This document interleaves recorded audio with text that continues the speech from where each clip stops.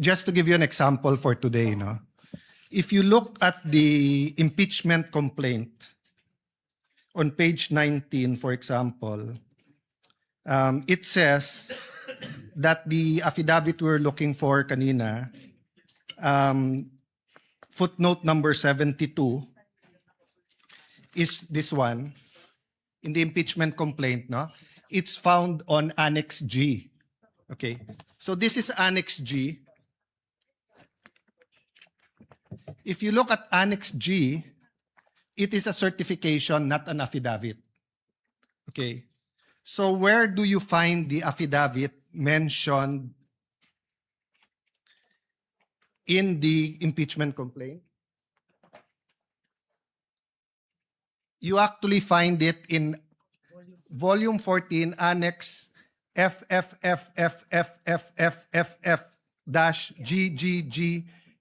FFFFFFFF-GGGGGGGG. So before I can even That's not say dash, that, that's FFFFFF to GGGGGG. yes. So even before we finish saying that, Your Honor, Mr. Presiding Judge, medyo mahirap. To further complicate, the annexes when delivered to us was labeled annexes. And then when it was pre-marked, iba na yung marking. That is correct. Okay. So to clarify, I'm not asking both the prosecution and defense to give us any documents in advance that will prejudice their presentation or the rebuttal. I do understand that it has to be offered, but to speed things up and to make sure we understand, in the same manner that they're asking the witness to examine it, maybe we can be given a copy to examine at the same time, whether digital or actual copy. I don't want to impose upon them to print 24 copies. But again, anyway, it's Wednesday. We have Thursday, Friday, Saturday, Sunday for our staff and the clerk of court to meet. I think So we already have a solution for you, Senator Judge Cayetano, as well as for Senator Judge Marcos. We will be furnishing the parties either via soft copy to your respective iPads or laptops, or we will enter their official emails as well. Kayo na po mag-print ng hard copy ng list of evidences as marked, as pre-marked by the prosecution na ipe-present for Article 4. And we will do this by article. However, insofar as I said, the documents presented by the counsel for respondent, these have not yet been pre-marked. But I don't think there's anything wrong with asking for a copy from the counsel for respondent on that point, for our guidance, whether or not the same will be offered without prejudice to respond to On counsel that for point- respondent deciding on whether or not they will offer it at the appropriate time. on that point, Mr. Presiding Officer, even if it's pre-marked, if it will prejudice their presentation, I don't mind it be given in real time. And same, no? If it's being used on cross or recross on rebuttal and hindi to na pre-mark, as long as real time, para lang we can process it. If not, we have to review afterwards and it messes up our preparation for the hearing the next day, no? Is that possible for the parties once the roles are reversed? May I get a response Honor. from the counsel for respondent? Your Honor, first we'll clarify everything that was showed today was pre-marked by the respondent. That's not my understanding because the DOJ letter you pre-marked is different from the DOJ letter that we have pre-marked. But we'll verify. So everything was pre-marked, Yes, Your Honor. but you presented a document that was not pre-marked either by the prosecution or the defense. Walang marking eh. I presented all that. So if it was pre-marked, it's our lookout. Then then there's no problem furnishing the senator judges with a copy of the same. We have no problem with that, Your Honor. Senator Judge Alan Cayetano's concern has no basis if it was all pre-marked. Apparently, it was our oversight. Yes. Counsel for the prosecutors, would that be possible Yes. to furnish it? I think what counsel for respondent did earlier helped us out a lot. Furnish plastering it on the screens, whatever affidavit you were presenting. I think counsel for the prosecutors should do the same. Yes, Hindi naman Mr. bawal Presiding Officer. magkopyahan dito eh. Okay lang. Senator Judge Cayetano? Thank you. Yeah, and just to clarify, the 2 minutes is the question, not including Yes, the yes, of answer. course. No? You have 2 minutes if you want to if start they- with asking questions. Yes, if they ask to repeat the question, please don't count that. No, 2 minutes is long We will- with short questions, but many of us want to get to the bottom of it, end up only asking 1 or 2 questions. So just a little bit We liberality. will be lenient, Yes. Thank you. Senator Judge Thank you Alan very much. Cayetano. You Appreciate may it. proceed, sir. You have 2 minutes.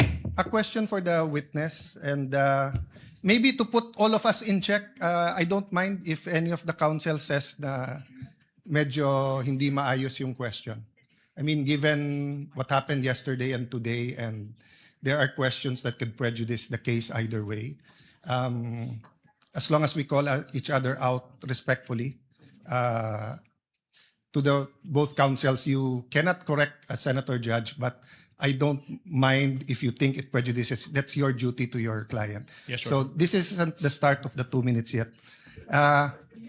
Sa magandang hapon, Mr. Witness. Good afternoon, Your Honor. Medyo mahaba na yung pag-upo mo dyan, but allow me a few questions. No? Yung circumstance lang, so paano nagsimula yung investigasyon na na-involve ka? Were you from the start o hindi? At written instructions ba to? O sinabi, oy, may investigasyon tayo? Just konting clarity, paano na umpisa yung specific investigation? And was it based on the November 3 video? Tama ba? November 23, Your Honor. Okay. It all started, I received a phone call, sir, from my executive officer that there is a video wherein there is a statement given by the Vice President, which is classified as threat, and I was tasked and assigned to investigate the case, sir. Okay. So basically, ganun yung pagkasabi na I'm tasking you to look at the video, investigate. Yes, Your Honor. Were you working alone or with a group? With a group, Your Honor. NBI group. Yes, Your Honor. And was this is there an interagency also or just purely NBI? Don't have personal knowledge. Maybe our chief, sir, has the Okay. knowledge on that, sir. Yes. No, that's all I asked for naman, yung personal knowledge. Yes, Your Honor. Pakiulit mo yung sinabing, how exactly sinabi sa'yo na tignan mo yung video, imbestigahan mo, or may statement? So, To be specific, sir, as far as I remember,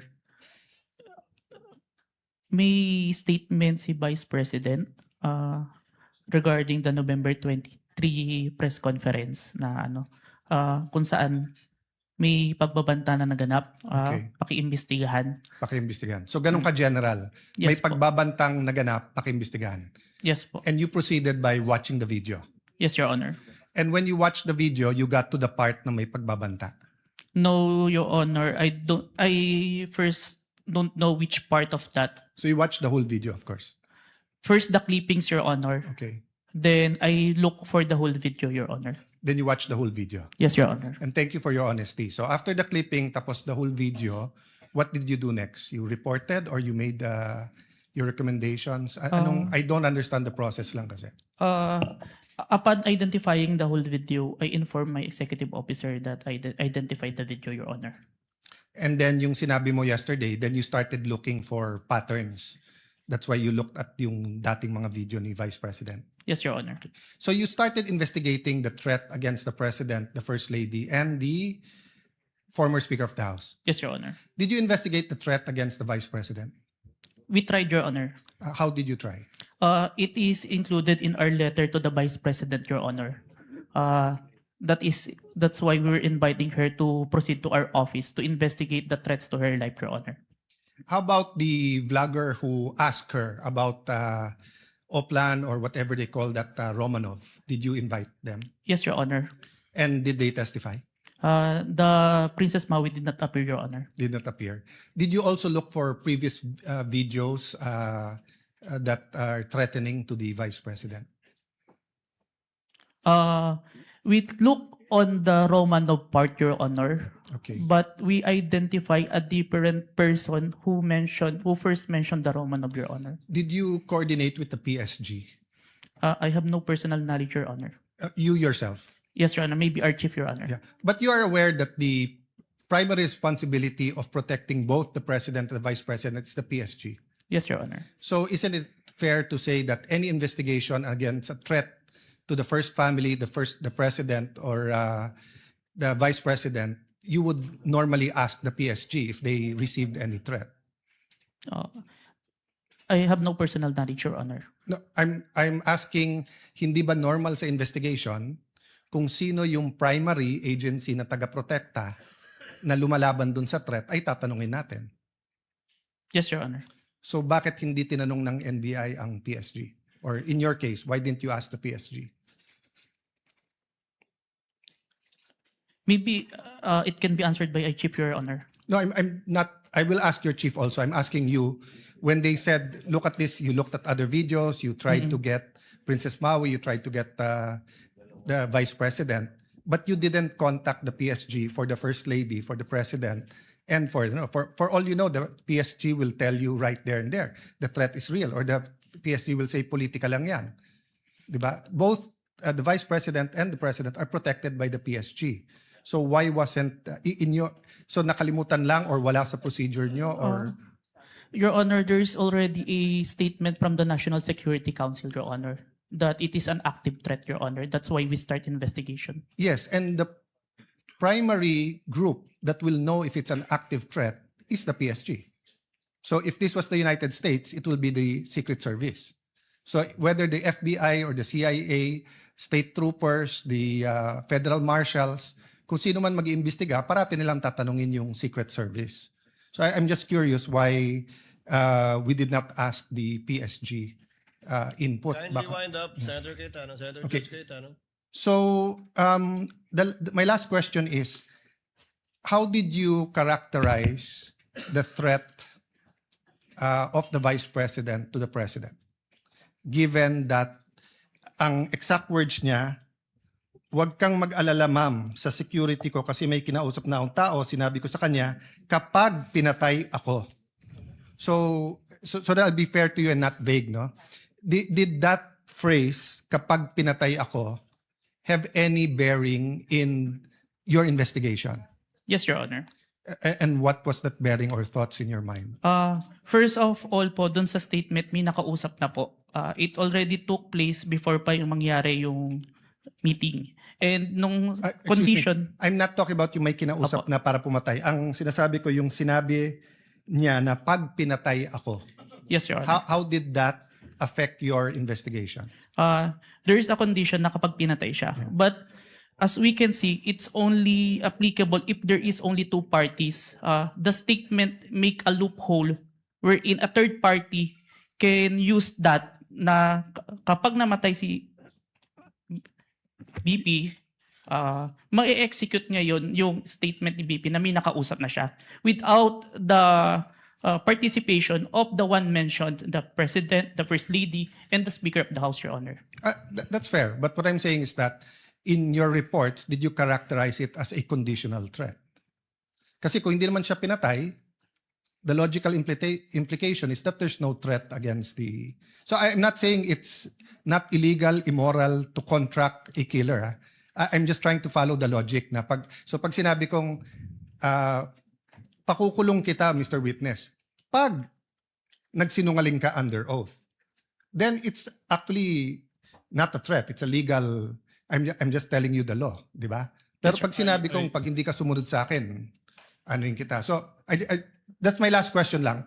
So how did you characterize that? It wasn't a conditional in your mind because may kinausap na? Even with or without, sir, it's still considered a threat as long as the I person... have no doubt there. I'm just asking, is it a conditional threat?